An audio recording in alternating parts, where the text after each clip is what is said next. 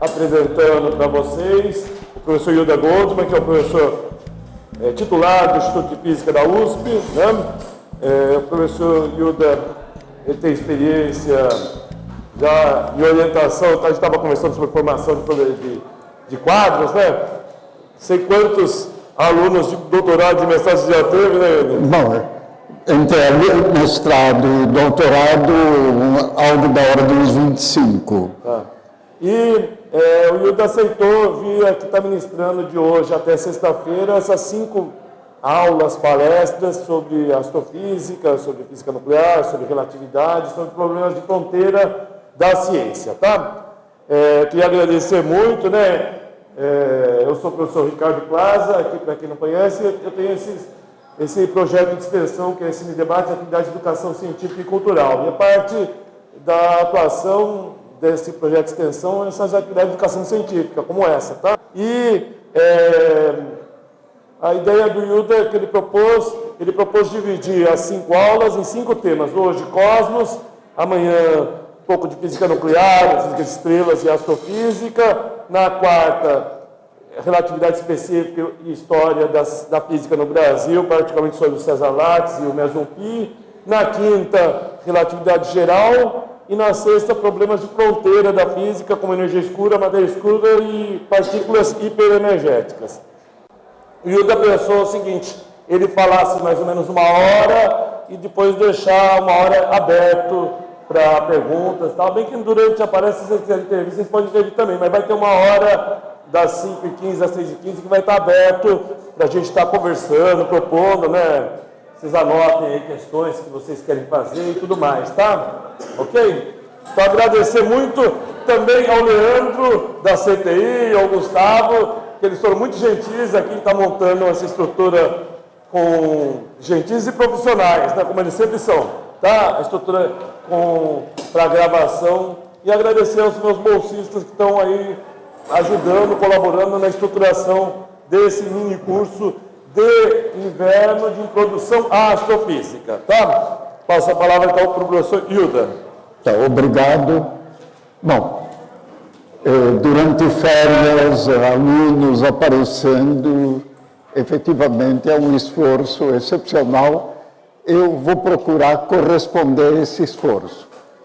A minha ideia é fazer, com utilização do quadro negro, com um enorme cuidado na elaboração da apresentação. Eu poderia estar fazendo via utilização do computador, com quadros exibidos. Agora, o grande problema que acaba ficando interessante, acaba ficando bastante pictórico, acaba sendo algo que, em termos de compreensão, em termos de aprender a pensar, acaba dando uma contribuição relativamente pequena. Então, o que eu estou procurando fazer, o que eu vou procurar fazer durante a apresentação é mais ensinar como pensar sobre a temática que eu vou abordar.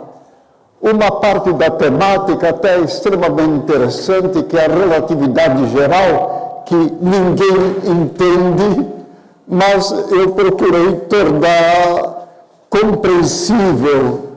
Isso vai ser principalmente a 4ª aula, quer dizer, a 4ª sequência das palestras. Na 4ª eu vou estar fazendo uma abordagem da relatividade geral e costuma-se dizer que relatividade geral ninguém entende. Vamos dizer, não sei se eu cheguei a entender, mas eu consegui esquematizar de uma maneira calculável. Então, vamos começar. Século XX é o grande século da ciência. paralelamente, é também o século das guerras mais destrutivas que a humanidade já teve.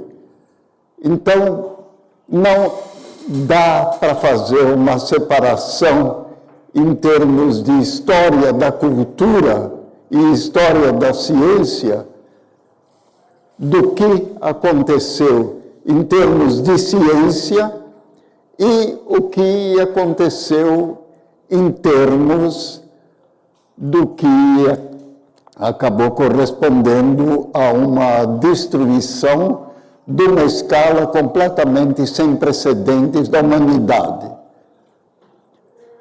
Há quem costume dizer que não houve uma Primeira Guerra Mundial e uma Segunda Guerra Mundial. Houve uma única guerra que se arrastou de 1914 até 1945, com morte de quase 100 milhões de pessoas. No meio da história, tivemos a famosa epidemia da gripe espanhola. Então, a hora que se soma mortos da Primeira Guerra, gripe espanhola, mais mortos da Segunda Guerra, tivemos o desaparecimento de perto de 100 milhões de seres humanos. Então, isso também faz parte do contexto. A física nuclear, que é essencialmente o pano de fundo da nossa abordagem, começou em 1896, com Madame Curie. Então, a grande descoberta foi como sequência, ou teve como sequência, a descoberta do rádio. Então, o elemento químico urânio-238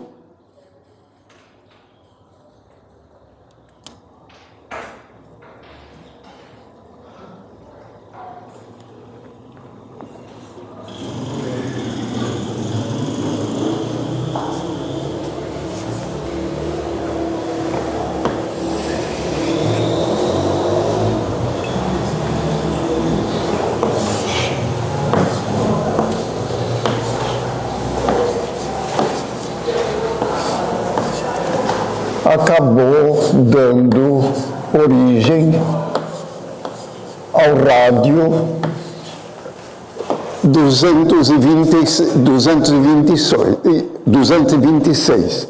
Então, esse é o rádio que foi isolado. Bom, é necessário lembrar que o urânio-238 é um elemento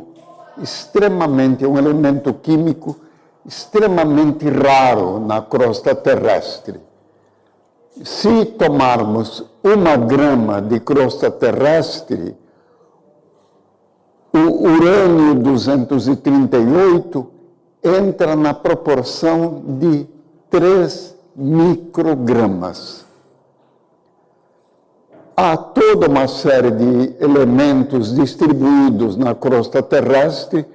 Evidentemente, o mais abundante é o oxigênio, segue-se o silício, e eles vão seguindo em ordem decrescente. E urânio-238 faz parte da crosta terrestre numa proporção de 3 micra. Então, 1 grama tem 3 micra, quer dizer, 3 milionésimos em termos de massa da crosta terrestre. Para se ter uma ideia de como se chega do urânio-238 para o rádio, a Madame Curie não conseguiu separar 1 grama, mas hipoteticamente, se ela fosse fazer isso, ela teria que manusear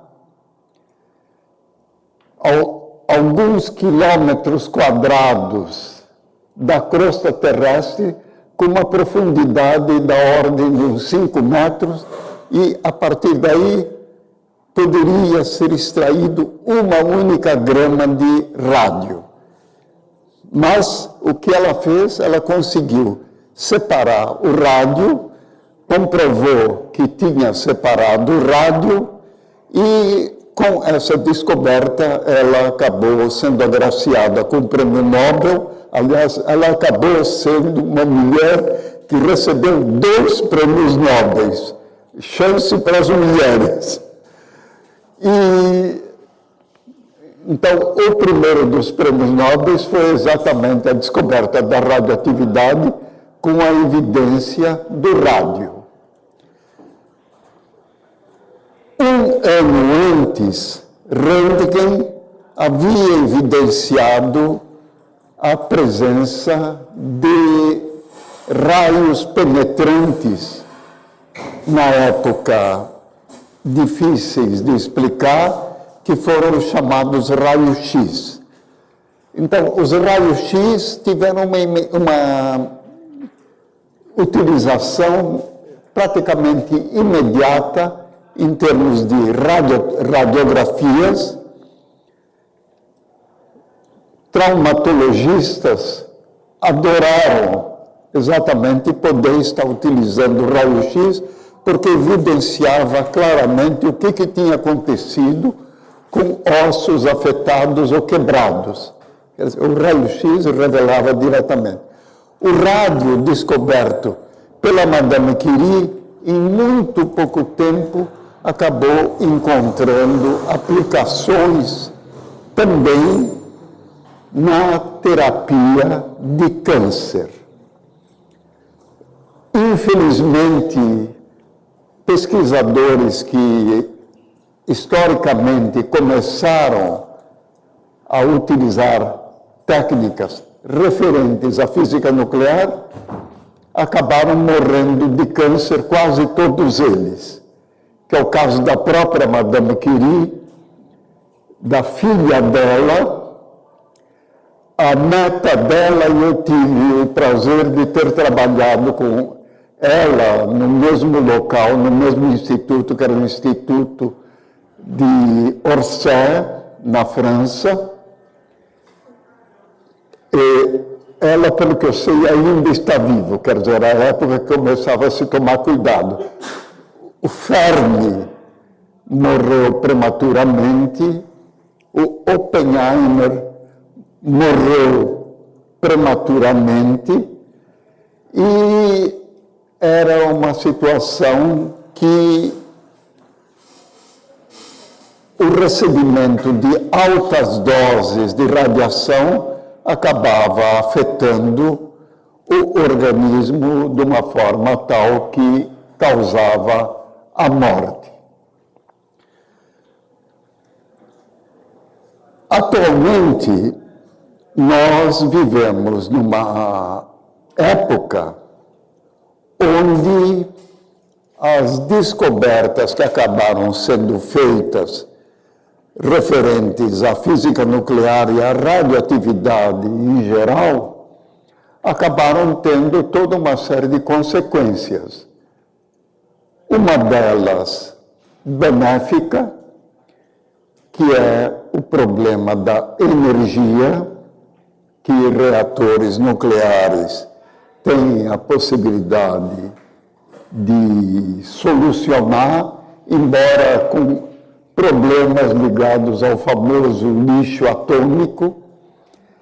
E o outro lado é exatamente o desenvolvimento de bombas que, durante um determinado período mais crítico, acabaram causando o risco de serem lançados de parte a parte, quer dizer, da antiga União Soviética e Estados Unidos, acabando uma boa parte da civilização e que acabaram sendo basicamente responsáveis pelo extermínio de populações de 2 cidades quase que numa totalidade. Foi o caso de Hiroshima e Nagasaki. Quem eventualmente se surpreende com o número de mortos de Hiroshima e Nagasaki, eu lembro que a Segunda Guerra Mundial foi uma guerra onde bombardeios maciços contra a população civil foram usados numa escala completamente sem precedentes. Se somarmos o número de mortos em consequência de bombardeios de Hamburgo e Dresden, isso soma mais que 500 mil seres humanos que não tinham nada a ver, simplesmente estavam nas cidades. Hiroshima e Nagasaki não chegou a 200 mil. Então, a crueldade era algo completamente sem precedentes. Vamos dizer que o bombardeio de Dresden e Hamburgo simplesmente não ajudaram em nada operações militares. Hiroshima e Nagasaki, sob algum aspecto, acabou dando como consequência a rendição do Japão, então vamos dizer que teve algum resultado prático. Bom, agora o que nós vamos falar, a temática principal é o cosmos. Então, vamos começar falando sobre o cosmos. Primeiro, eu vou fazer uma continha de astrofísica ou de astronomia curiosíssima. Todo mundo lembra quais são os astros mais brilhantes que se vê ao entardecer. Preciso falar ou todo mundo lembra? Um é Vênus, que não é uma estrela, e outro é Sirius, que esse efetivamente é uma estrela situada a uns 30 anos-luz da Terra, que até guarda alguma semelhança com o Sol, só que é 20 vezes mais intenso. Ambos apresentam visualmente um brilho aproximadamente semelhante. Vênus recebe a luz do Sol.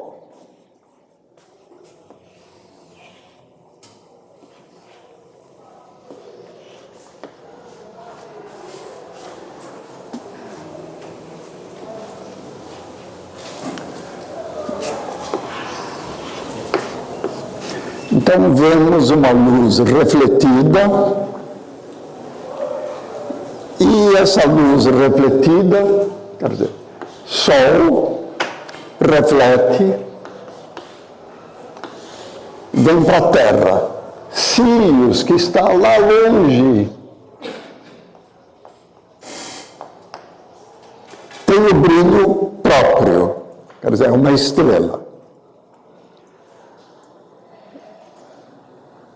Vênus recebe a luz do Sol e, refletindo, acaba fazendo a transmissão para a Terra. E o que nós vemos quando olhamos para o céu em alguma hora é Vênus brilhando aproximadamente com a intensidade correspondente a intensidade de Vênus, de Sirius. Então, ambos têm mais ou menos a mesma intensidade. Agora, Acontece que Vênus recebe uma radiação solar que é menos, que aliás é mais do que a Terra, porque ela está mais, é um planeta que está mais próximo. A Terra recebe menos. Então a cifra da Terra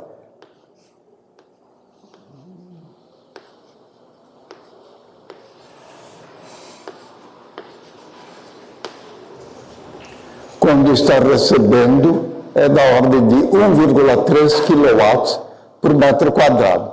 Vênus, que é um planeta que tem mais ou menos a mesma dimensão da Terra, recebe aproximadamente 2 kW por metro quadrado. Então, se nós fizermos a conta é do gênero muito fácil, quer dizer, radiação total do Sol chega para Vênus e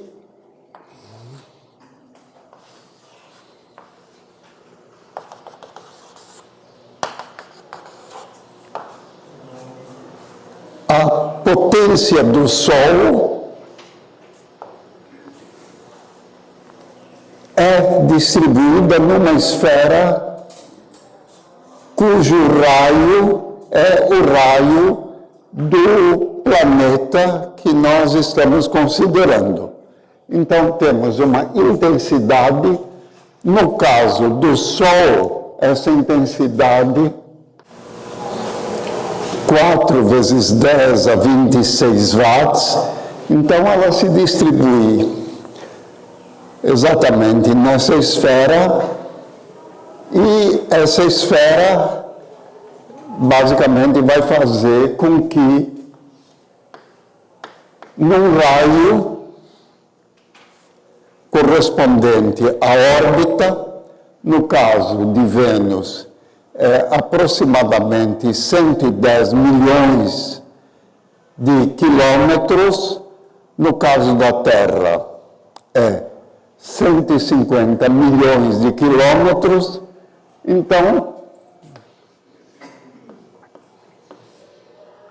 essa intensidade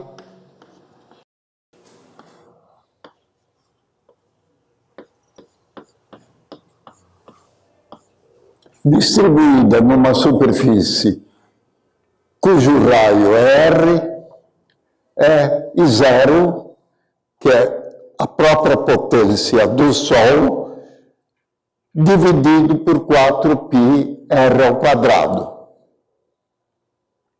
Então, quando se faz a conta para Vênus, e depois, como Vênus está reirradiando, teria que fazer uma conta do mesmo tipo, quer dizer, a intensidade que Vênus está irradiando. Quando se faz essa conta, acaba se descobrindo que os valores são relativamente comparáveis.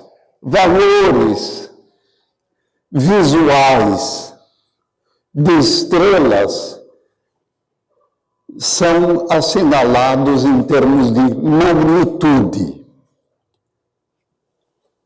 A magnitude está relacionada exatamente à capacidade dos sentidos. A capacidade dos sentidos é logarítmica. Então, a hora que eu diga mais ou menos, quando se pensa em logaritmo, a mudança de logaritmo se dá de uma maneira mais lenta do que o correspondente ao valor absoluto.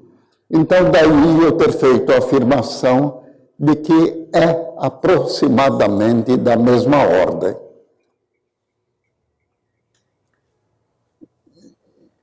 Então, vamos dizer que começamos com essa consideração no que diz respeito à astronomia. Agora, quando se pensa em cosmos, estamos pensando num universo.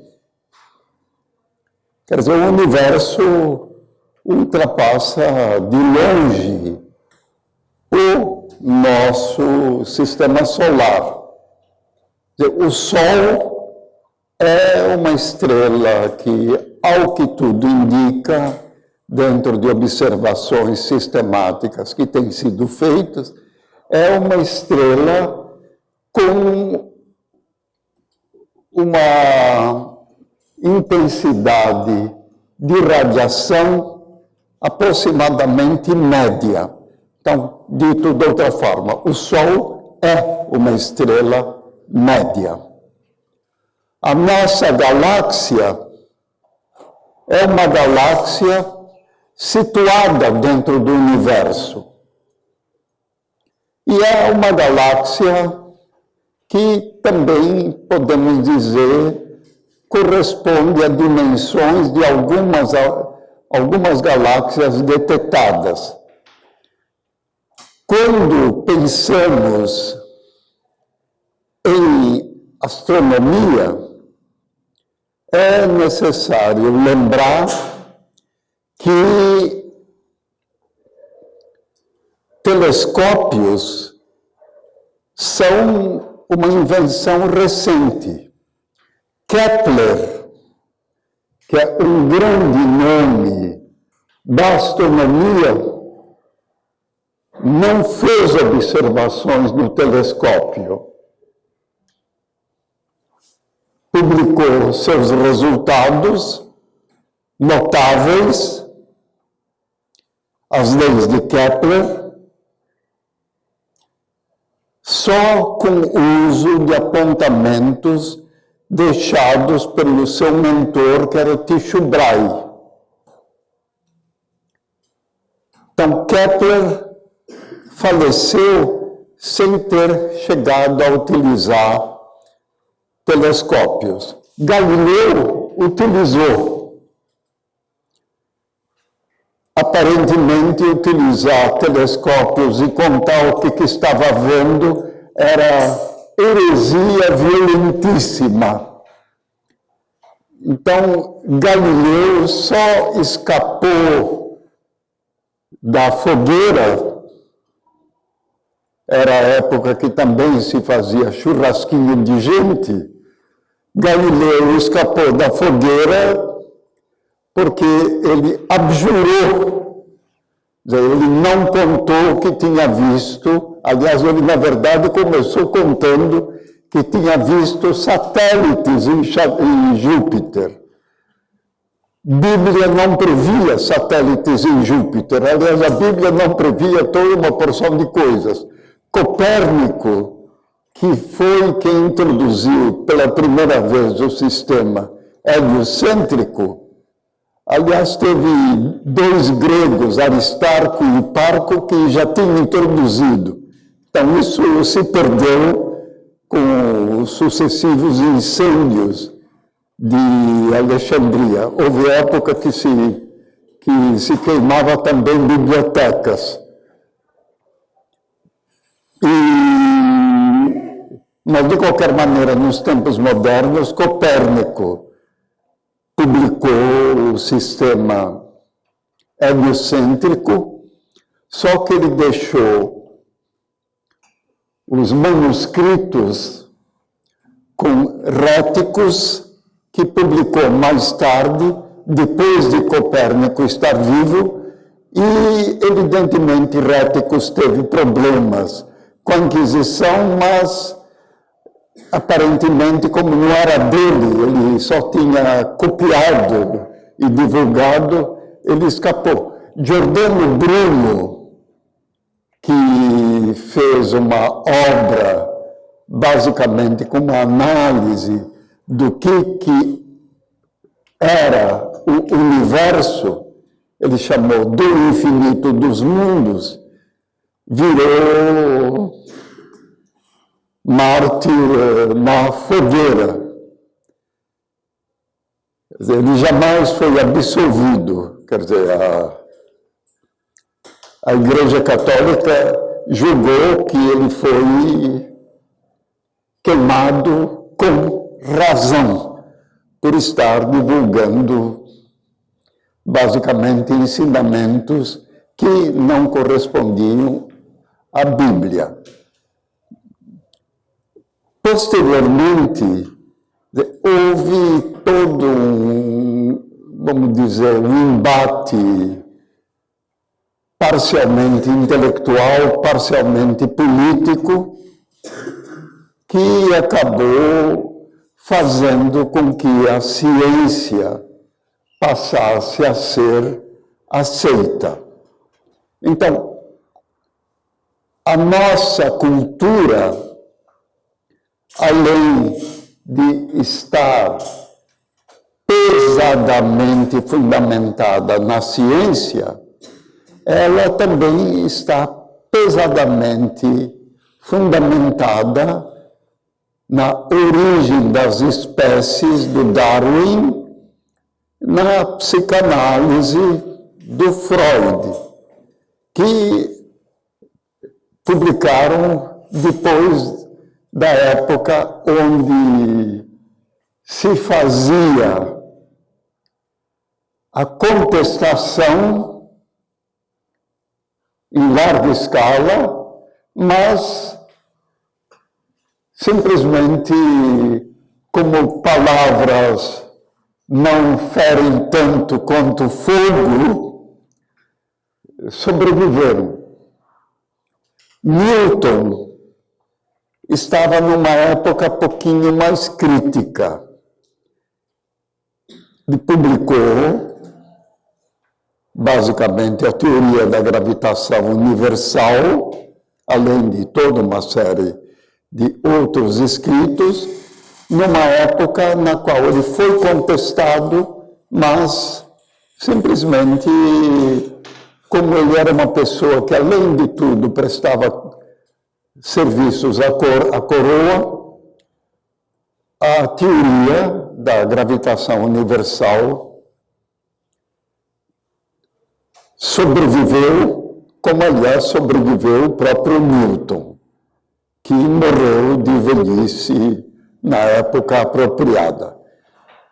Então, a gravitação universal, no fundo, é a teoria que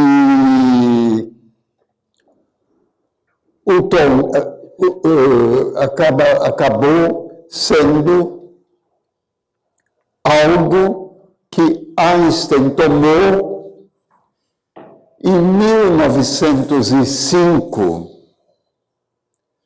publicou com 2 trabalhos relativos à relatividade especial, um terceiro trabalho relativo exatamente à fundamentação da mecânica quântica, que era Planck, 1900, Einstein, 1905.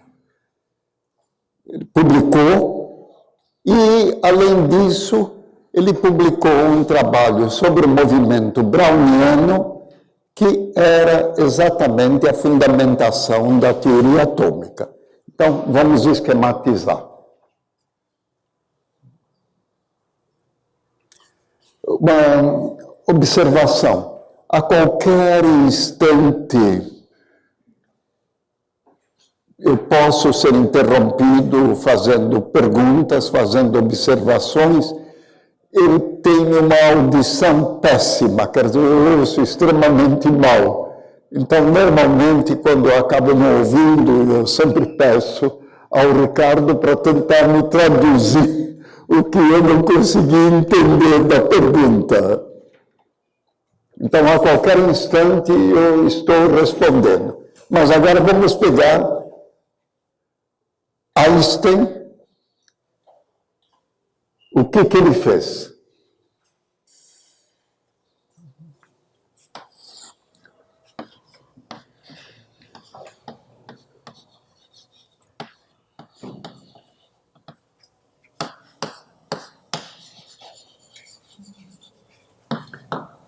Ele reformulou o espaço-tempo.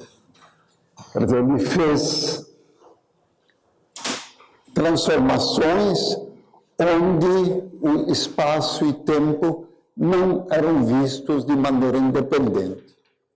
Segundo, a partir de conclusões que ele tirou da própria formulação, ele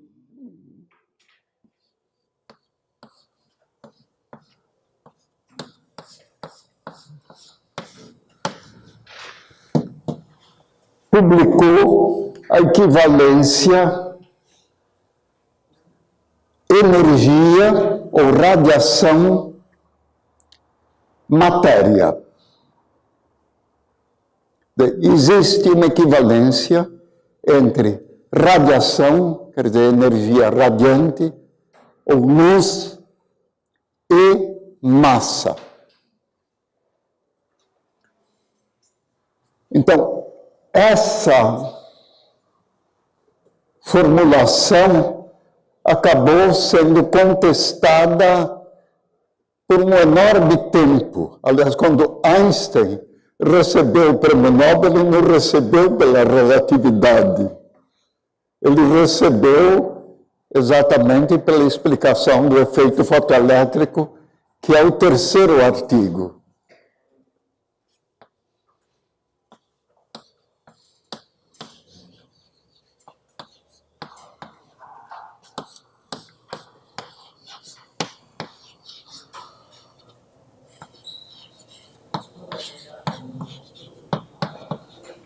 E o quarto,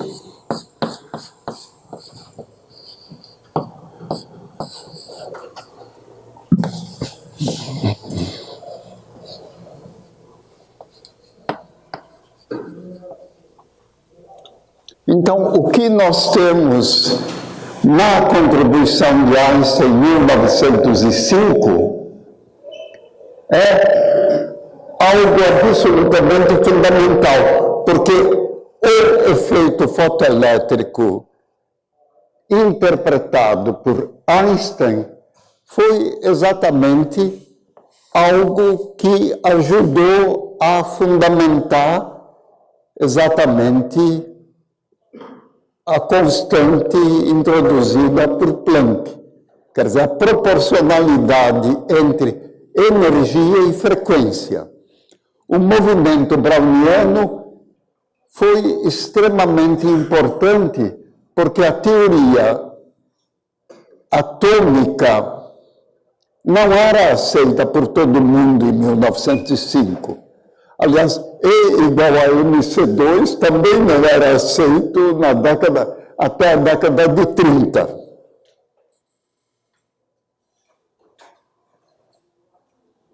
Então, nós vivemos na física moderna, e a física moderna é, primeiro, o dado fundamental de evidenciar a radioatividade, Madame Curie, Planck e Einstein. Normalmente, no meio que eu exerço atividade, aparece sempre a pergunta: quem foi mais importante, Newton ou Einstein? Tem que ser medido no devido tempo. Newton, evidentemente, não tinha dados para fazer alguma teoria mais abrangente do que a que ele fez. Foi uma grande teoria. Einstein viveu em outra época. Ele conhecia não só o trabalho de Newton, como o trabalho de Maxwell, ondas eletromagnéticas.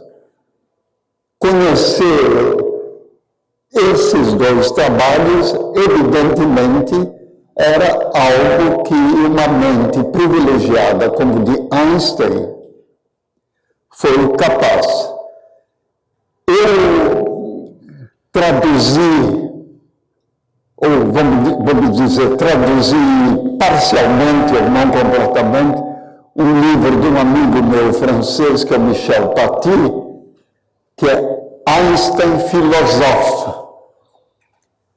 Eu acabei entregando para paginar e reformatar para um professor lá do Instituto de Física, que aparentemente é daqueles que nunca faz as coisas como devido, e ele até agora não me entregou, e apesar de eu ter combinado a publicação do livro com o antigo editor da editora da USP, trocou o editor, e eu nem fui de novo para perguntar se posso publicar, porque nem tenho na mão o livro formatado. Mas é um livro notável, quer dizer, eu gostei de ter lido. Eu espero que algum dia o livro seja publicado em edição em português, para quem se interessar poder ler. É um livro grosso, quase 800 páginas, mas ler realmente acaba sendo uma delícia, não só sob o ponto de vista das ideias do Einstein, como também sob o ponto de vista das ideias filosóficas de Einstein. Quer dizer, Einstein era efetivamente o que nós poderíamos chamar um sábio.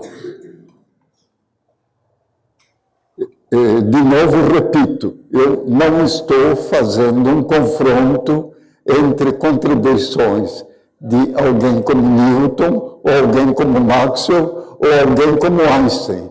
Cada um deles fez isso no devido tempo.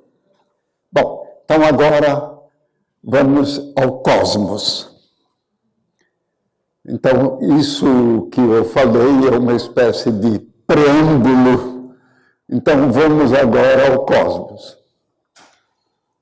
Nós conhecemos o universo. Esse universo que nós conhecemos é um universo que é uma consequência do desenvolvimento teórico fundamental e é um desenvolvimento que só foi possível sob o ponto de vista do grande desenvolvimento instrumental que ocorreu. Então, o instrumental que nós possuímos hoje é exatamente esse instrumental que permite que nós conhecemos o universo. Então, vamos entender.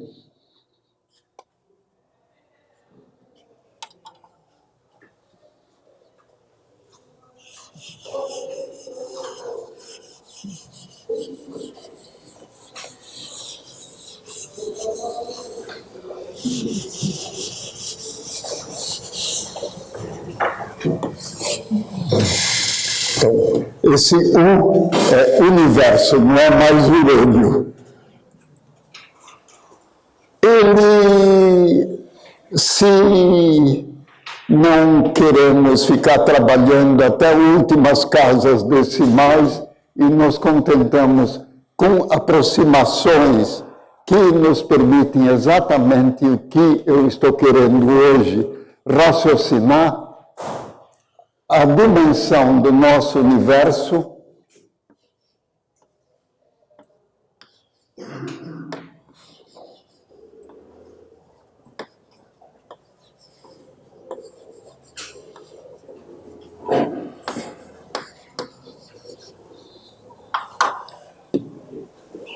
$15 bilhões de anos-luz. Bom, como é que dá para medir 15 bilhões de anos-luz? Evidentemente, não é com nenhuma régua de sala de desenho.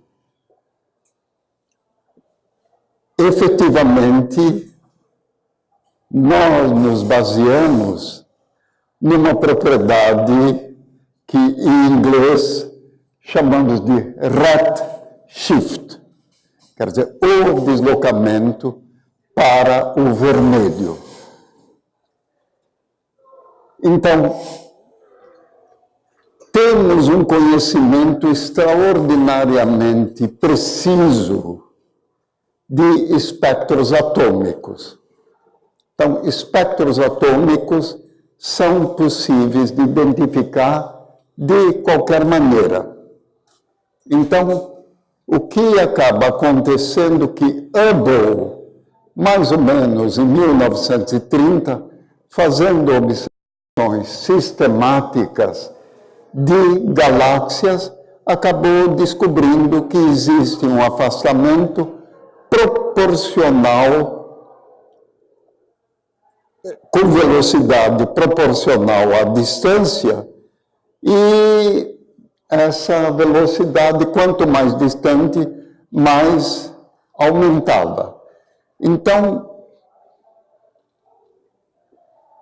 o redshift limite seria quando a velocidade atingisse a velocidade da luz, que é a velocidade limite do universo. Não há velocidades maiores do que a da luz. Não adianta assistir Guerra nas Estrelas, porque Spielberg ou quem seja, por mais que ele coloque velocidades acima da velocidade da luz, isso é impossível. Eu vou fazer um comentário um pouquinho mais extenso sobre isso, mas digamos, nós estamos no universo onde o limite é a velocidade da luz. Então, a velocidade da luz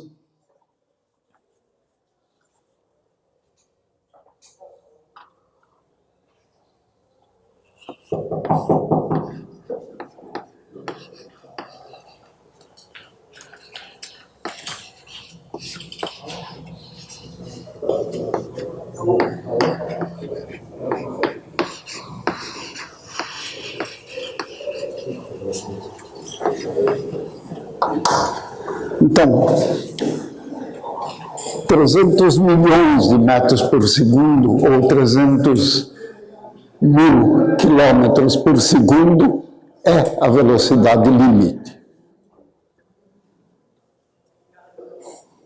Existe uma expressão que é a velocidade relativa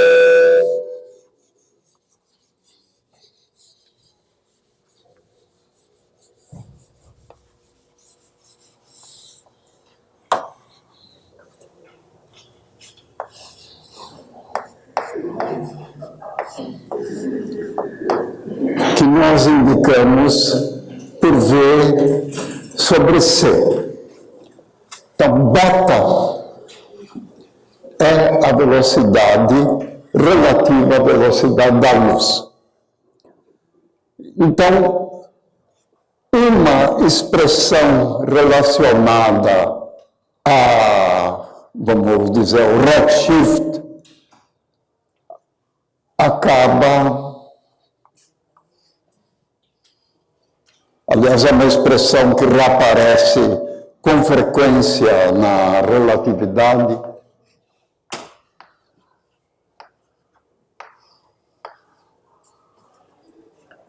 O inverso de raiz de 1 menos beta ao quadrado. Aí nós notamos o seguinte, se beta é igual a 1 menos 1, 0, 1 sobre 0 infinito. Então, evidentemente, o limite do universo está na velocidade da luz. Então, toda uma série de astros de diversas naturezas que podem estar numa determinada distância, que temos condição de medir o redshift, evidentemente vai apresentar deslocamentos cada vez maiores e o limite é esse. Então, o deslocamento mais longínquo que foi possível detectar ainda corresponde a um comprimento de onda que está do lado do redshift, mas simplesmente ficou um comprimento de onda cada vez maior, mas no limite, basicamente, não chega ao infinito. Então, é um comprimento de onda da ordem de grandeza de algumas vezes o comprimento de onda, deslocando para o vermelho, redshift, mas limitado. Então, toda uma série de medidas feitas indicam que o valor 15 bilhões de anos-luz é o limite. Na verdade, quem gosta de colocar números mais precisos, esse valor, na verdade, é 13,8 bilhões de anos-luz. Não chega a fazer sentido quando se quer formular entendimento de estar preocupado com até onde se conhece. Então, de qualquer maneira, como lembrete, deixo fazer esse comentário.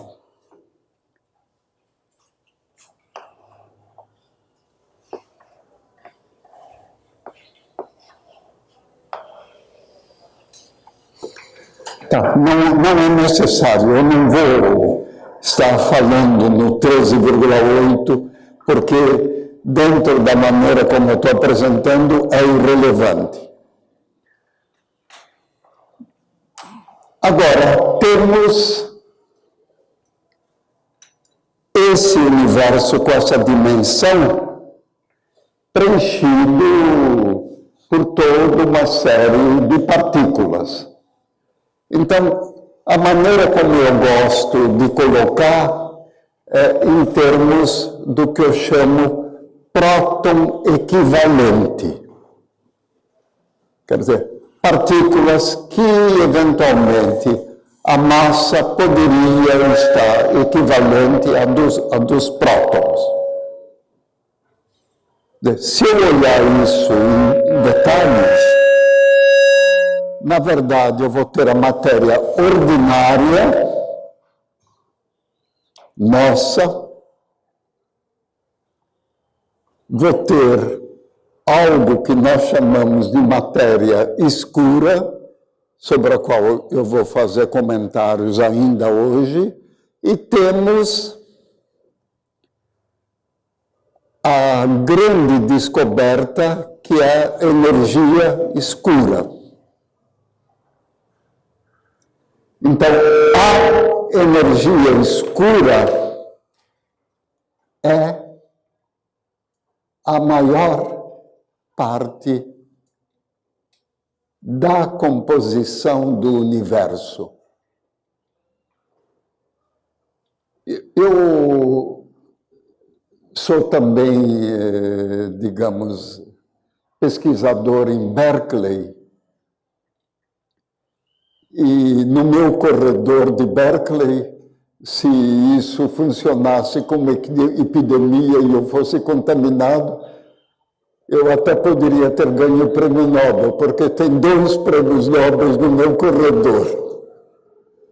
Um chama Smoot, que ele fez uma descoberta notável. Aliás, ele só conseguiu fazer a descoberta por uma enorme teimosia, que ele estava fazendo observações, todo mundo dizia isso está errado, nunca vai dar nada.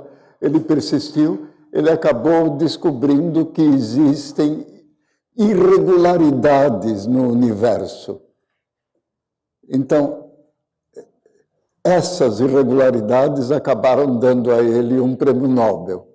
E aí, no meu corredor ainda, teve um pesquisador que ficou trabalhando anos e anos em explosões de supernovas, e essas supernovas são supernovas de um caráter muito especial. Elas, no artigo original, que muitas vezes foi referido, era chamada supernovas de Schoenberg-Chandrasekhar. O Schoenberg é o famoso Mário Schoenberg do meu instituto, aliás, já falecido, e o Chandrasekhar é um pesquisador hindu extremamente talentoso, que, aliás, ganhou o prêmio Nobel. E a característica dessas supernovas especiais, que eu vou fazer menção, não hoje, a característica dessas supernovas especiais é que elas funcionam como luz padrão. Quer dizer, a explosão tem sempre a mesma energia. Quer dizer, uma energia extremamente determinada. É uma situação que, eventualmente, para quem gosta de leituras, deve ter visto que cefeidas são uma espécie de velas padrões no universo. Quer dizer, um tipo de estrela que funcionava. Só que a grande vantagem das supernovas de Schoenberg-Chandrasekhar é que elas têm esse padrão extremamente conhecido e bem mais fácil de observar com precisão. Então, o Saul Perlmutter, que é o nome desse colega de corredor, o Saul Perlmutter, ele fez observações sobre mais de 200 supernovas.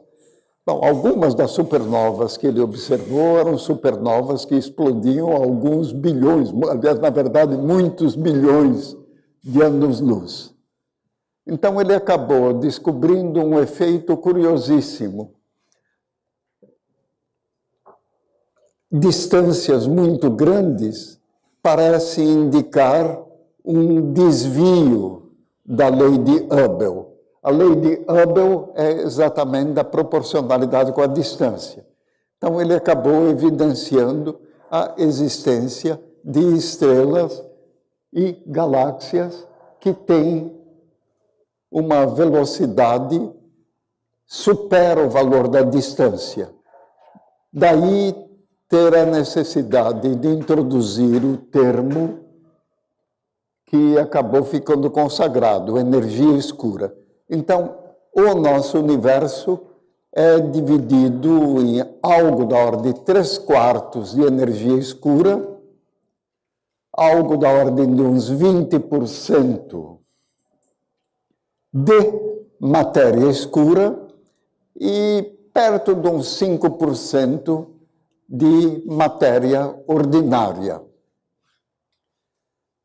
Bom, não é tão ordinária porque o nosso corpo é constituído principalmente de oxigênio, carbono, hidrogênio, nitrogênio e outros componentes, que são exatamente essa matéria ordinária, que é aproximadamente 5%.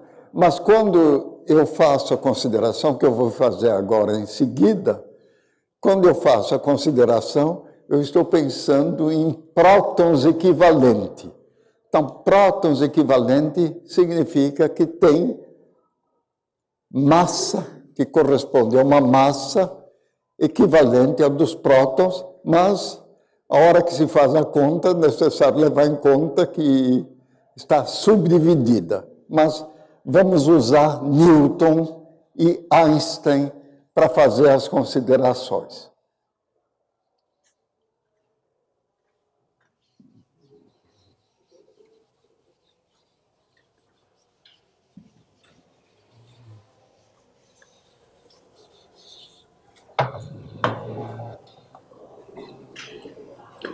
Então, Newton.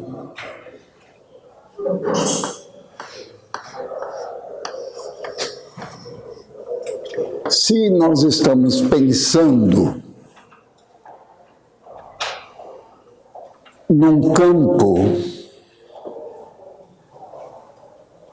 cuja massa m com uma dimensão r, G é a constante gravitacional que é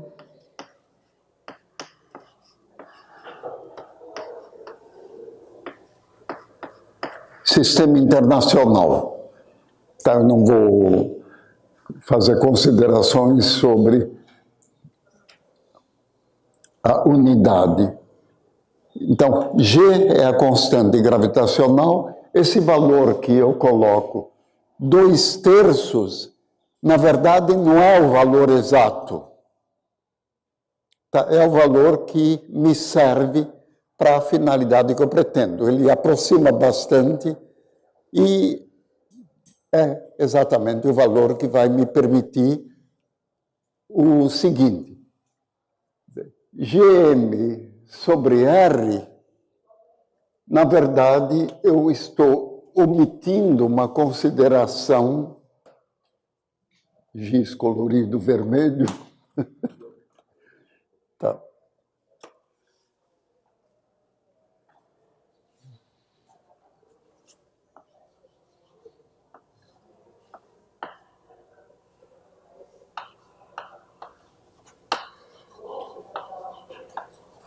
Então, algo que está sob a ação de um campo newtoniano tem esse valor. Agora, só que eu estou no limite ultrarrelativístico. Então, no limite ultrarrelativístico, na verdade, já inicialmente eu não preciso da massa, porque V ao quadrado é exatamente esse valor. Mas agora eu faço uma consideração importantíssima, equivalência massa-energia gravitacional. Então,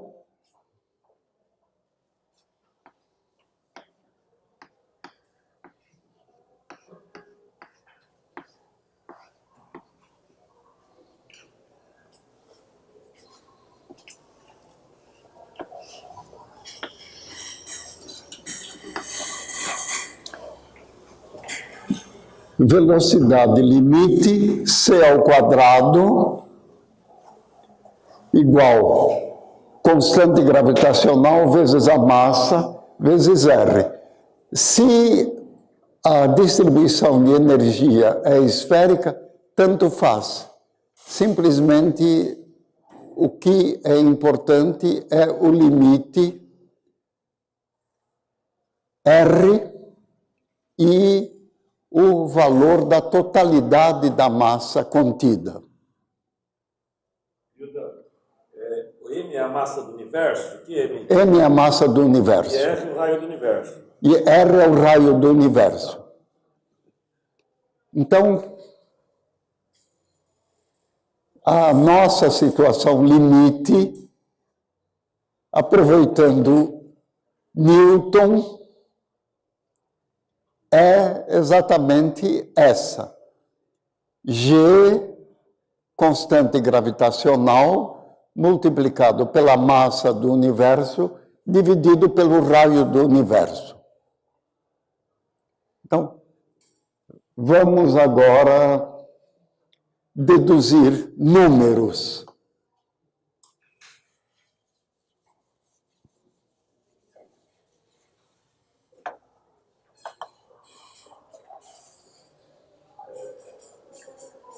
Massa.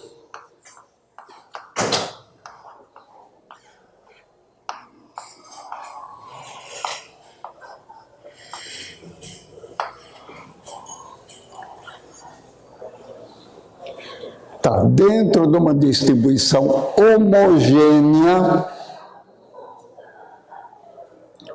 massa seria igual a 4/3 de π, R ao cubo, que é o volume, multiplicado por delta.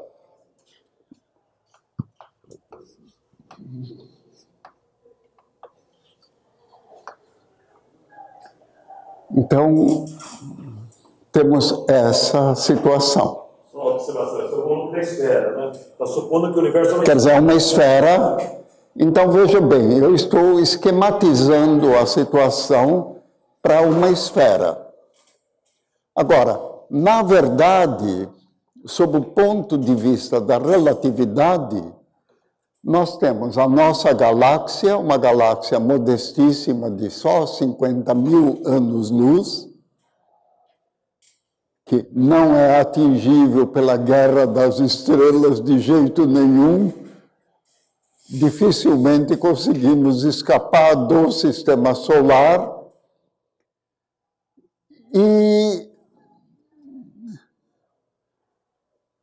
o Sol é uma estrela que nessa galáxia, tá, isso que eu vou falar é extremamente importante, o Sol nessa galáxia está extremamente próximo do centro, que é um buraco negro, sobre o qual vou falar daqui a pouco, é um buraco negro da ordem de 5 milhões de massas solares. Então, estamos perigosamente próximos de um buraco negro que poderá vir a nos engolir, que está a uns 300 anos-luz. Então, o Sol dá para situar dentro da galáxia. Agora, só que nós estamos percorrendo o universo, estamos fora da galáxia. Então, a pergunta, se eu, em vez de estar aqui, eu aproveitasse o Star Trek e estivesse a 1 bilhão de anos-luz, qual seria o raio que eu estaria vendo dentro dessa esquematização? Na verdade, continua sendo 15 bilhões de anos-luz. Não adianta se deslocar. Se eu me deslocasse 2 bilhões de anos-luz, é a mesma coisa. O centro muda.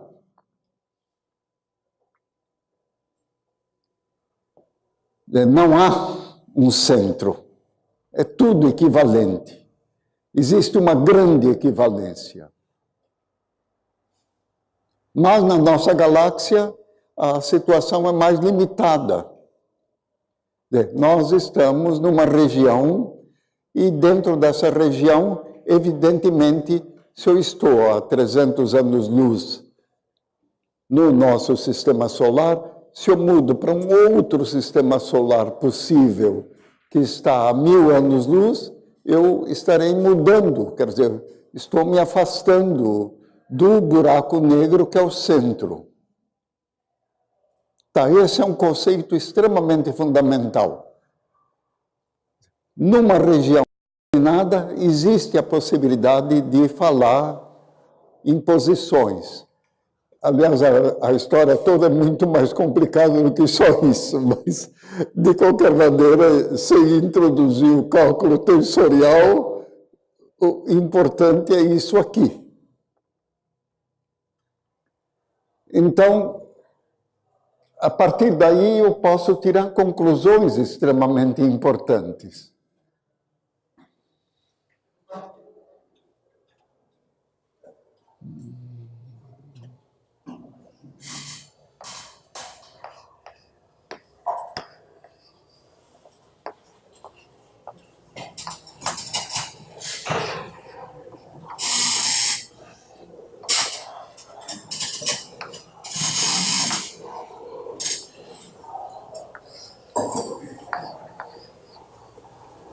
Bom, vamos fazer alguns cancelamentos.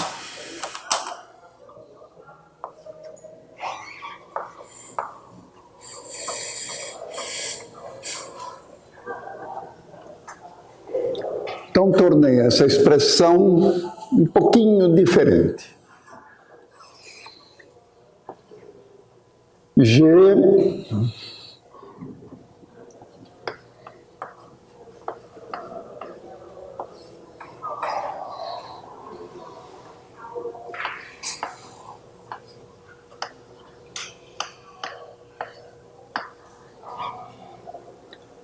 Agora, vamos considerar a proporcionalidade em termos de tempo do R. Então, R é igual a C tal, meu tempo é tal. Então, essa expressão, essa parte aqui vira C ao quadrado, tal ao quadrado. O C ao quadrado eu posso cancelar. E vamos chamar isso aqui. Tal é a idade do universo, né? Tal é exatamente o raio do universo em termos de tempo. Toda a idade do universo. Que é exatamente para poder introduzir 15 bilhões de anos-luz. Então,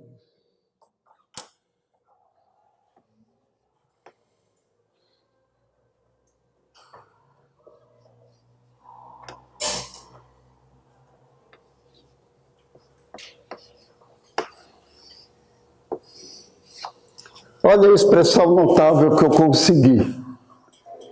A simples manipulação, vamos dizer, aritmética. Eu estou usando letrinhas, mas é aritmética. Estou fazendo uma aritmética. Estou usando uma aritmética simbólica. Então, essa passou a ser a minha expressão.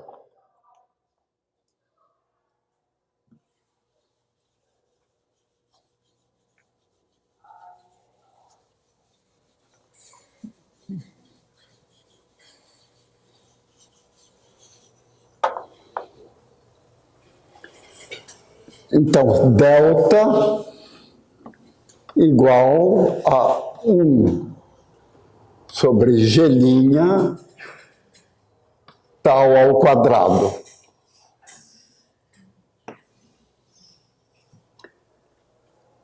O que é tal ao quadrado? O que é tal?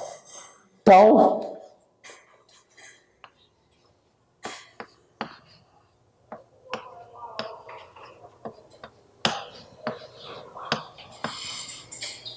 é 1,5 vezes 10 a 10, que é exatamente o raio do universo, vezes o número de segundos que tem num ano. A hora que se multiplica os segundos por ano vai dar 3,15 vezes 10 a 7 segundos. Bom, 1,5 vezes 3,15 dá... Bom, e agora a aproximação. Isso vai dar 5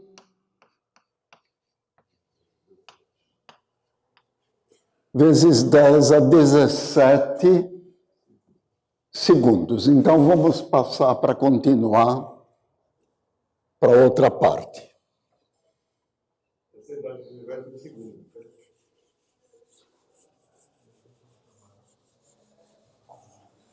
E uns 4 milhões. Aqui uns 4 milhões de segundos. Então, eu estou com delta igual 1 sobre G' vezes 5 ao quadrado vezes 10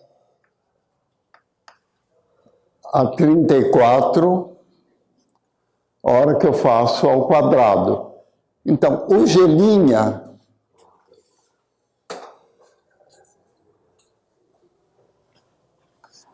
vamos dizer que π sobre 3 é quase 1.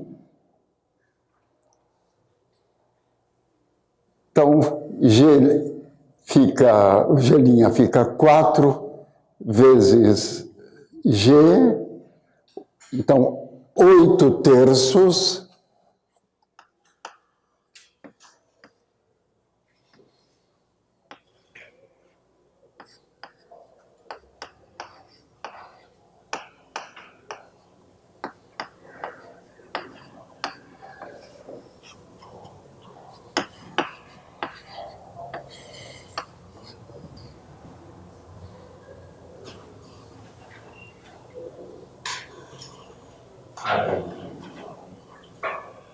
Lembra que o G é 2 terços de 10 a menos 10. Ele está calculando a densidade do universo, não de delta, tá? Então 2 terços vezes 4 dá 8 terços vezes 10 a menos 10. É o valor do G.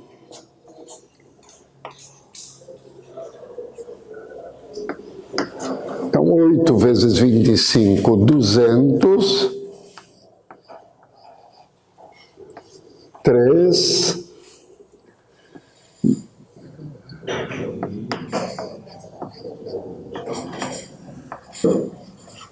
10 a menos 24 e 3 dividido por 200. Bom, deixa eu continuar aqui.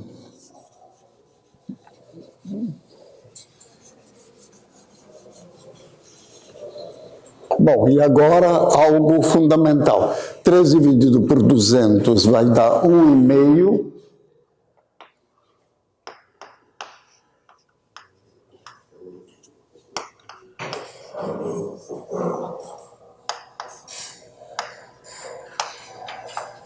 Tá, então essa é a densidade do universo.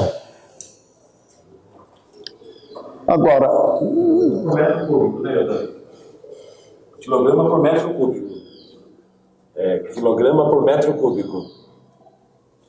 Por metro cúbico, desculpe. Densidade de quilos por metro cúbico. Tá, obrigado. A massa do próton, ou o próton equivalente, que é exatamente a consideração que eu quero fazer, é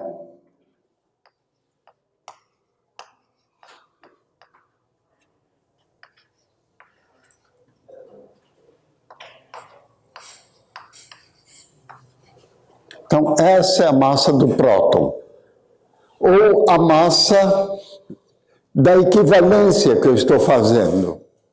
Então, dividindo 1,5 por 1,67, fazendo arredondamentos, que é o que me interessa, eu chego à conclusão de que delta, em termos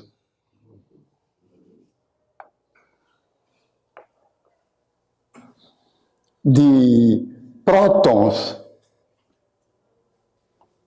temos 10 a menos 26, mas a massa do próton é 10 a menos 27. Então, temos densidade 10.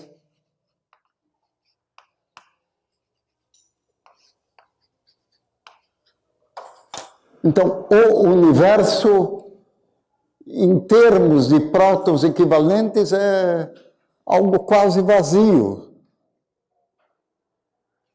10 prótons num único metro cúbico. Então, temos um universo realmente vazio. Aliás, a nossa galáxia é bem mais densa que isso. Mas o universo no conjunto, com toda a enorme quantidade de possíveis estrelas, é bem mais denso do que isso. Agora vamos ver quanto que isso dá em número de prótons para a totalidade do universo. Quantos prótons tem no universo todo? Quantos prótons tem no universo todo? Não, o número de prótons no universo. Prótons equivalentes. Prótons equivalentes, tá. Esse próton que eu estou falando é uma espécie de próton idealizado. Não é o próton real.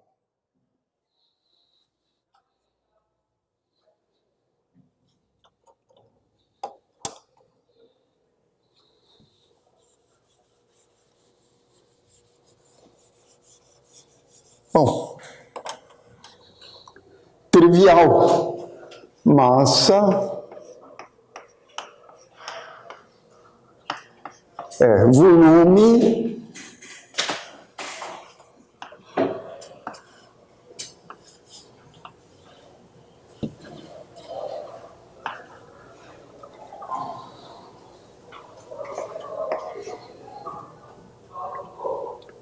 então, de novo, 4 vezes R ao cubo.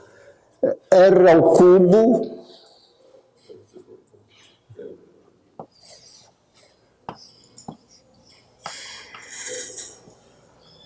é 15 bilhões de anos-luz, então 15 vezes, ou 1,5 vezes 10 a 10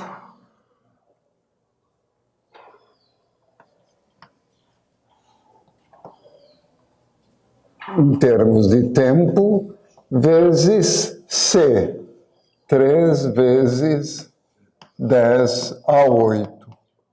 Então, 1,5 vezes 3, ou 4,5,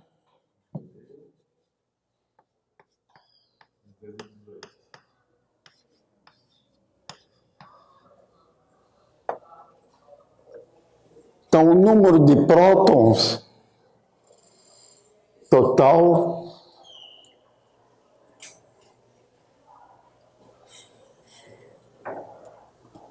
tem que multiplicar pelo número de segundos. Pelo número de segundos do ano, né?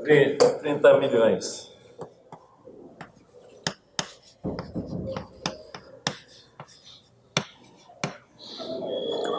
Tá. Esse é o número de segundos do ano. Então, 1,5 vezes 3, 4,5, algo pouco acima, vezes 3, 10, 1,5 vezes 10. Eu multipliquei 3 por 3,15, arredondei para 10. Então, 1,5 vezes 10 mais 8, 18, 7, 25.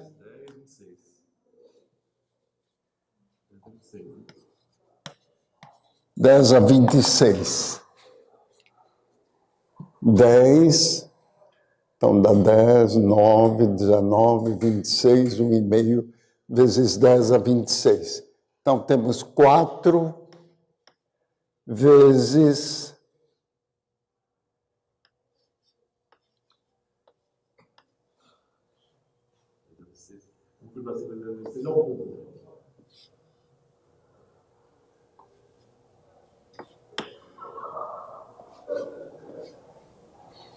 1,5 computador.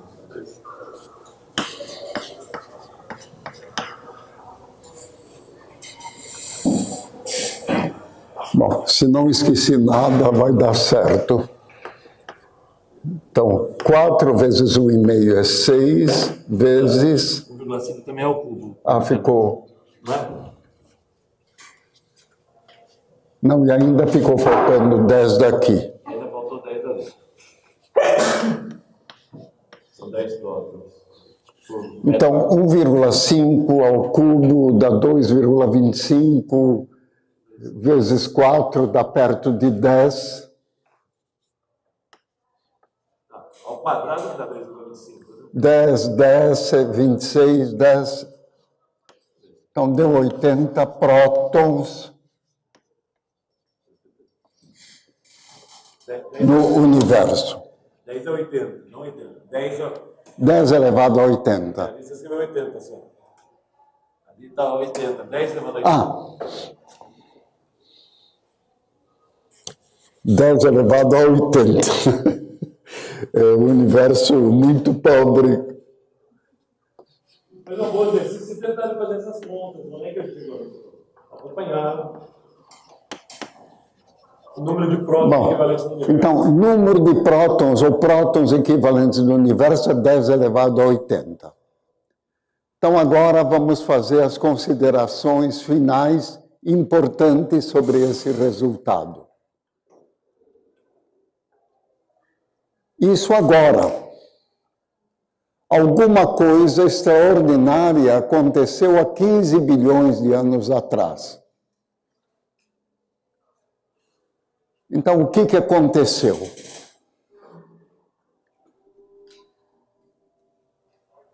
Existiu algo,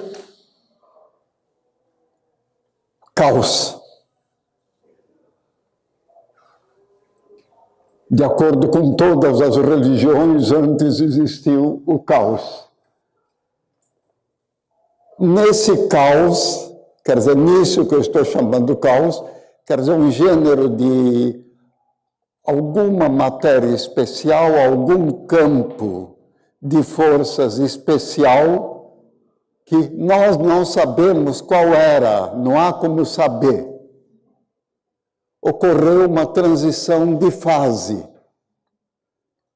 que deu origem ao universo atual. Só que o universo atual levou algum tempo para crescer. Weinberg escreveu um livro notável, Os Primeiros 20 Minutos. Nós vamos ver que os 20 minutos é mais ou menos algo consistente com o que pode ter acontecido. Então, algo aconteceu. Próton é uma partícula que nós conhecemos a dimensão. É uma dimensão que, em termos da unidade que se usa para analisar núcleos atômicos, o próton tem a dimensão de 1 Fermi, ou 1 fentômetro, 10 a menos 45 metros. Nós vamos ver que isso é relativamente importante mais adiante, mas não hoje. Então, 10 a menos 45 metros. Então, prótons, num determinado estágio, desenvolveram ocupando uma espécie de esfera primordial que nós supomos constituída de matéria ultracondensada, que são prótons colados, todos juntinhos. Então, esses prótons colados, todos juntinhos, eram uma bola que desenvolveu, num determinado tempo, com uma força de expansão que nós podemos supor, e de novo, suposições, nós podemos supor como sendo a velocidade da luz. O que eu estou falando, o que eu estou comentando agora, não é exatamente o que a gente poderia dizer que é a física desenvolvida pelo pessoal que tenta adivinhar como que poderia ter sido o universo dessa época. Então, eles fazem suposições de determinado tipo. A única diferença é que eles apresentam uma matemática extremamente mais sofisticada do que meras palavras que eu estou usando agora. Mas o essencial é que houve uma bola que se formou e num determinado instante ela correspondia a uma matéria condensada com prótons coladinhos.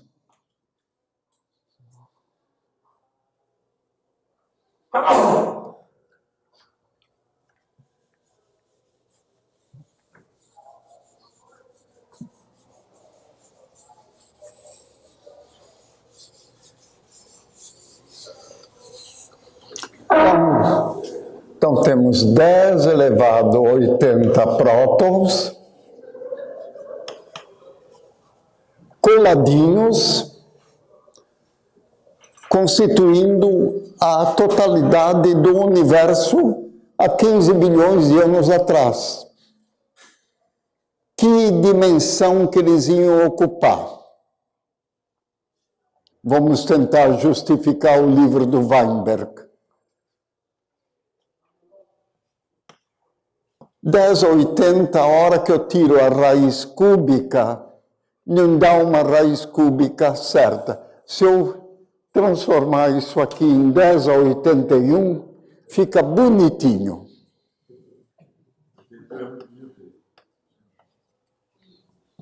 – 81 raiz cúbica, 10 a 27. Agora, 10 a 27 está ocupando, digamos, o que eu esquematicamente estou admitindo como sendo um cubinho com arestas preenchidas por prótons. Então, 10 a 27 prótons multiplicado por 10 a menos 45. É 10 a menos 15, né? A dimensão do próton é 10 a menos 15. O tensômetro é 10 a menos 15, né? É 10 a menos 15, desculpa. 10 a menos 45 já é o cubo. 10 a menos 15. Então, 10 a menos 15, eles vão ocupar essa dimensão. 10 a 27, 10 a menos 15, tá, esse é o dado importante. 10 a 12 metros. Tá. Só que se eu fizesse a conta do outro jeito, não ia dar o 10 a 12. Quer dizer, o que eu quero é entender, chegar ao número que dá para interpretar.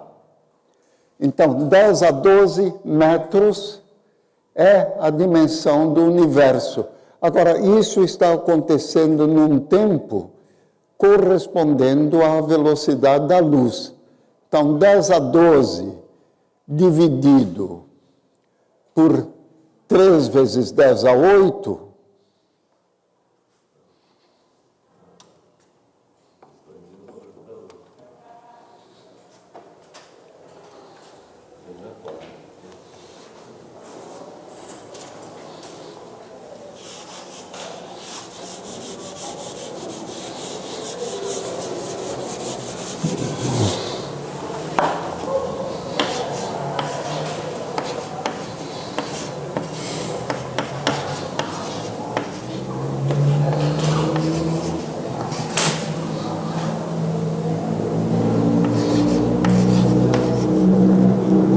está arredondando um pouquinho, deu 3.000 segundos. Quer dizer, 3.000 segundos-luz é a dimensão. Weinberg, o 3.000 segundos é quase uma hora. Uma hora tem 3.600 segundos. Weinberg escreveu o livro introduzindo algumas considerações e ele chama isso os primeiros 20 minutos. Então, os primeiros 20 minutos seriam os primeiros 1.200 segundos. Tá, então estou justificando, de certa forma, o que Weinberg escreveu. Então, a matéria é uma matéria próton equivalente. Agora, próton equivalente, no fundo, é exatamente o que eu disse. Energia escura, matéria escura. O que é matéria escura? É um tipo de matéria que necessariamente existe, foi evidenciado experimentalmente. Porque a hora que se pega observações sobre galáxias que foram feitas e a velocidade periférica que existe nessas galáxias, a velocidade supera de longe a possibilidade de matéria detetada. Então, para ver essa possibilidade de velocidades maiores, no interior de galáxias deve existir mais matéria. Então, essa é uma matéria que existe. Então, chama matéria escura, não foi detetada. Tem grupos que trabalham em detecção. Não encontraram até agora uma evidência possível. Outra evidência que existe é a chamada lente gravitacional.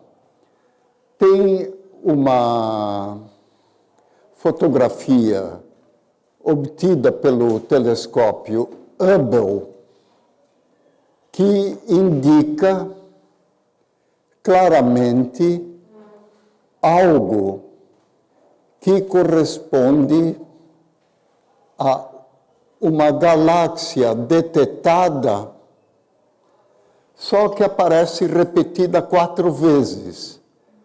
É como se ela tivesse passado por uma lente gravitacional. Lente gravitacional é o campo extremamente forte que deflete luz e acabou se subdividindo em 4. Por que nós sabemos que é uma galáxia? Espectroscopia, a mesma espectroscopia. Então, essa é outra evidência da matéria escura. O que nós sabemos sobre a matéria escura? Que o único efeito que existe possível é efeito gravitacional. Quer dizer, não é neutrino. Neutrino foi uma partícula com uma enorme dificuldade de detecção e essa detecção foi possível via um arranjo feito nas proximidades de um reator atômico, utilizando uma quantidade relativamente grande de cádmio, que é extremamente sensível por captura de nêutrons, dentro de um arranjo extremamente complicado. Quem fez isso aqui é um físico já falecido, mas que estava em Irvine, e eu cheguei a conhecê-lo e conversar com ele sobre o arranjo que ele tinha feito, que eu achei de uma engenhosidade extrema. Então, ele foi agraciado com um prêmio Nobel, que, aliás, foi uma espécie de prêmio Nobel de última instância, porque ele estava quase morrendo e não tinha sido premiado. Então, o neutrino é também uma dessas partículas muito difíceis de detectar, mas foi detetado. Matéria escura não foi detetada. Agora, não é absolutamente claro que possa não haver outras partículas detetadas no universo. Então, essa é a matéria escura, é uma das partículas não detectada. Então, eu vou parar por aqui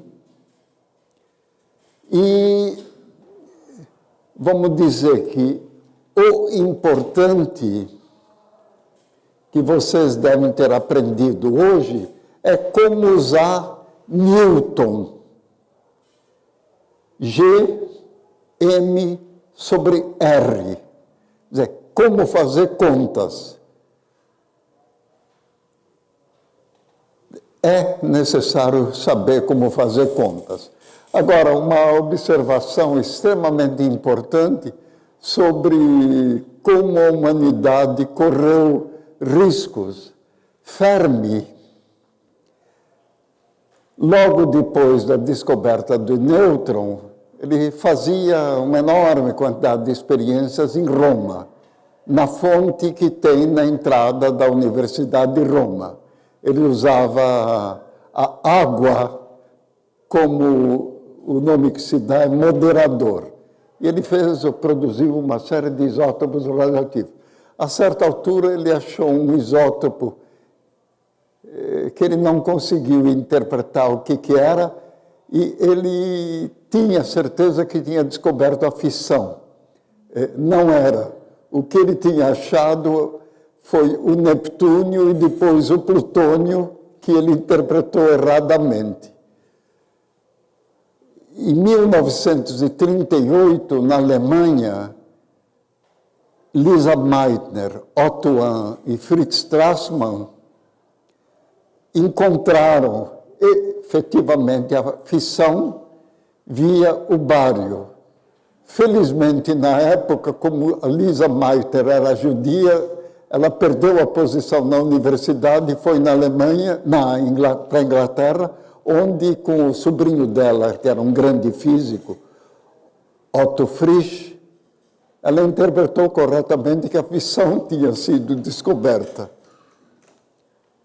Isso acabou justamente dando a possibilidade da bomba atômica não ter sido produzida na Alemanha. Eu estou imaginando o desastre para a humanidade. Provavelmente nós estaríamos aqui conseguindo falar nessa sala. Tá, obrigado.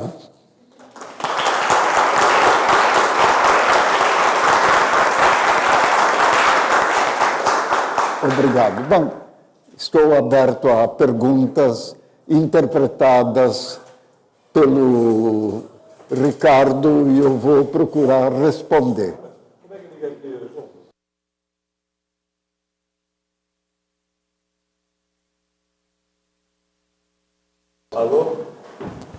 Alô? Beleza. Tá. Só uma observação. Hoje a gente acabou passando, né? A aula vai terminar daqui uns 10 minutos, né? Mas vai ter tempo para perguntas. Mas esse cubão aqui que o Hilda calculou, né? Que seria o cubo primordial, colocando um pro outro, né? Seria o tamanho da singularidade. Se você pensar bem, o tamanho desse cubo, que estava tudo mais compactamente possível, né? Tá no início, logo após o Big Bang, né? 10 a 12 metros é 10 a 9 quilômetros. É 1 bilhão de quilômetros. 1 bilhão de quilômetros é mais ou menos a órbita entre Júpiter e Saturno, o tamanho da órbita entre Júpiter e Saturno.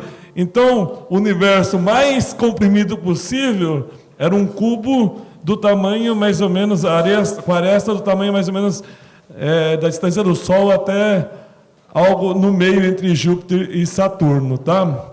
Bom, então hoje foi a primeira aula. Eu queria lembrar que essas 5 aulas estão sendo desse minicurso de inverno de introdução à astrofísica, está sendo ministrado aqui pelo professor Hilda Goldman, aqui no campus de Caraguatatuba, do Instituto Federal de São Paulo, do IFSP. Depois a gente vai disponibilizar essas aulas na internet, no YouTube, né? Está gravando. E também é uma realização aqui no nosso curso de licenciatura em Física, com apoio do curso de licenciatura em Matemática também, tá? A gente tem aí um tempo para perguntas, né? Então, mas se vocês forem fazer perguntas, tem que fazer aqui no microfone, tá? Quem quer fazer perguntas? Ou indagações? Os meus bolsistas têm que fazer.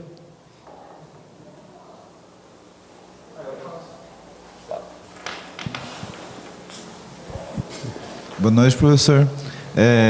Eu queria perguntar sobre como que o eletromagnetismo ele afeta a nossa vida, assim, a quanto que a gente está recebendo de eletromagnetismo no nosso dia a dia, de radiação. A nossa civilização é uma civilização elétrica. Então, nosso dia a dia é afetado, essencialmente, pelo desenvolvimento tecnológico da eletricidade. Se você pensar basicamente no seu celular, ele depende de ondas eletromagnéticas.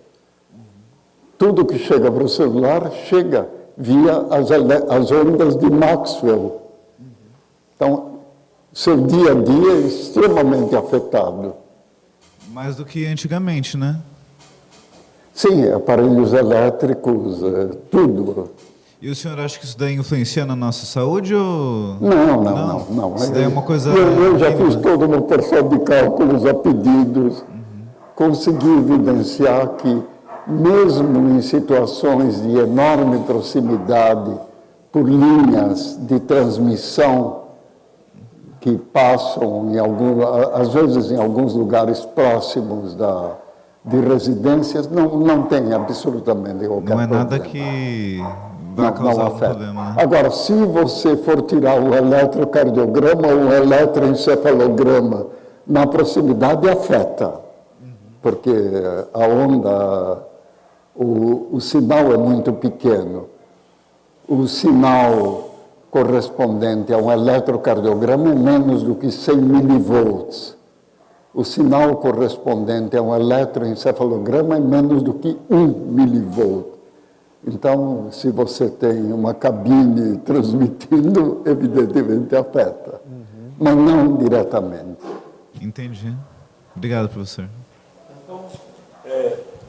Complementando a pergunta dele, para fazer esses exames como eletroencefalogramas, tem que fazer numa gaiola de Faraday, tem que estar dentro de uma gaiola para estar isolado? Sim, não? sim, gaiolas de Faraday isolam. Legal. No Instituto de Física, havia uma cabine de transmissão, aliás, exatamente o que você perguntou. Havia uma cabine de conversão a uma distância da ordem de uns 500 metros. Nós não conseguimos fazer medidas lá por causa do sinal e acabamos tendo que fazer uma gaiola de Faraday com fio terra muito eficiente. Mas gaiola de Faraday resolve. Mais perguntas? Peraí. Falar com o microfone.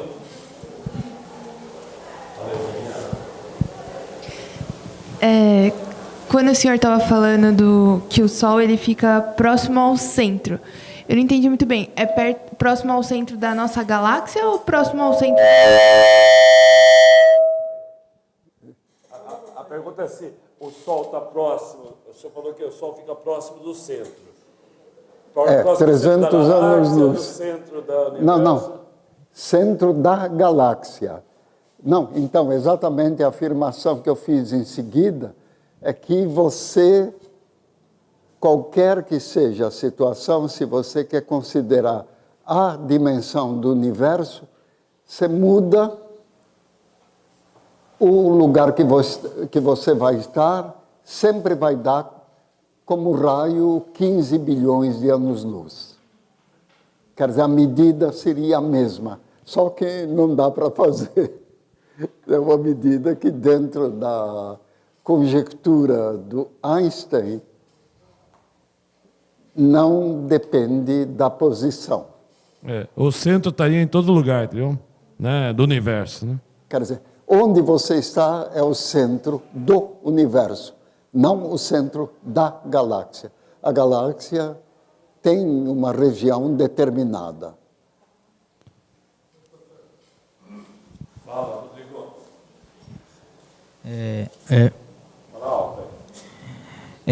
Bem no comecinho desses cálculos, o senhor relacionou a energia potencial gravitacional com a energia cinética. E depois disso você aproximou V quadrado para C quadrado. Então, o que eu fiz, lembra que E igual a mc ao quadrado é a energia radiante, a energia da matéria.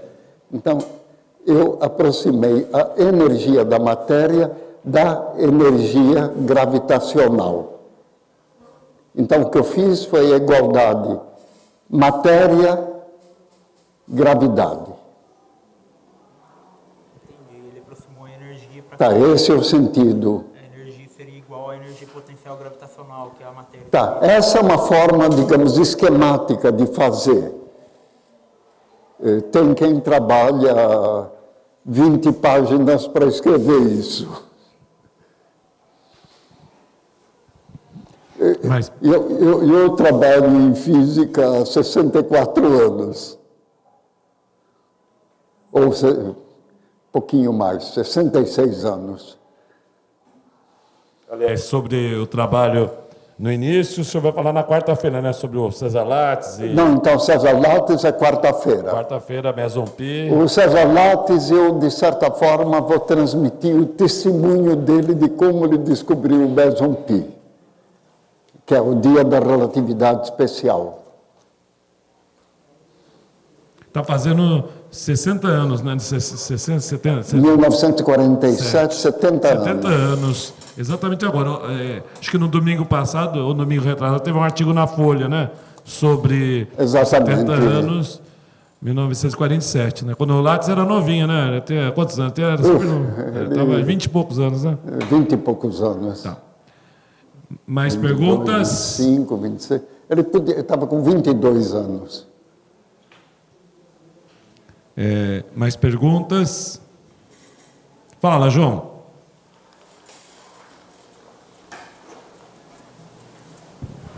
Bom, se não der microfonia, tá bom. Olá, professor, boa noite. Minha pergunta é no sentido, o senhor discutiu um pouco sobre a densidade de matéria no universo, né? Quando você olha para o universo, você vê Eu tenho que sair. Não, está dando microfonia. Isso. Quando você olha para o universo, você vê um número infinito quase de estrelas, né? E uma pergunta decorrente disso... Não, então, se você quer o número de estrelas, digamos, desde que você considere o Sol como uma estrela média, você teria algo da ordem de 10 elevado a 23. Quase que a ordem de grandeza do número de Avogadro. Diante disso, por que o céu, então, à noite não é escuro? Não, porque elas estão extremamente espaçadas. Aliás, isso aqui eu vou fazer uma consideração amanhã. Mais ou menos do tipo, quer dizer, como você separa pacotes de galáxias, como eles são separados. Legal. Mais perguntas? Ainda tem alguns minutinhos para a gente encerrar, tá? A aula de hoje. Os alunos aí da física, da matemática. Deixa eu perguntar aqui para vocês. Quem é aluno da física, levanta a mão, para eu saber. Quem é aluno da matemática, levanta a mão. Tá. Quem é aluno de engenharia? Tem algum aluno de engenharia aqui? Não. Quem é aluno de processos gerenciais? Tá. Quem é aluno de ADS? Tem algum aluno de ADS aqui? Legal, os alunos de ADS sistemas. Legal. De algum... De fora, quem é aluno de fora do campus? Você de fora, né? De outras universidades. Quem é aluno do técnico? Tem algum aluno do técnico? Beleza. E tem alguém que está fazendo ensino médio ainda?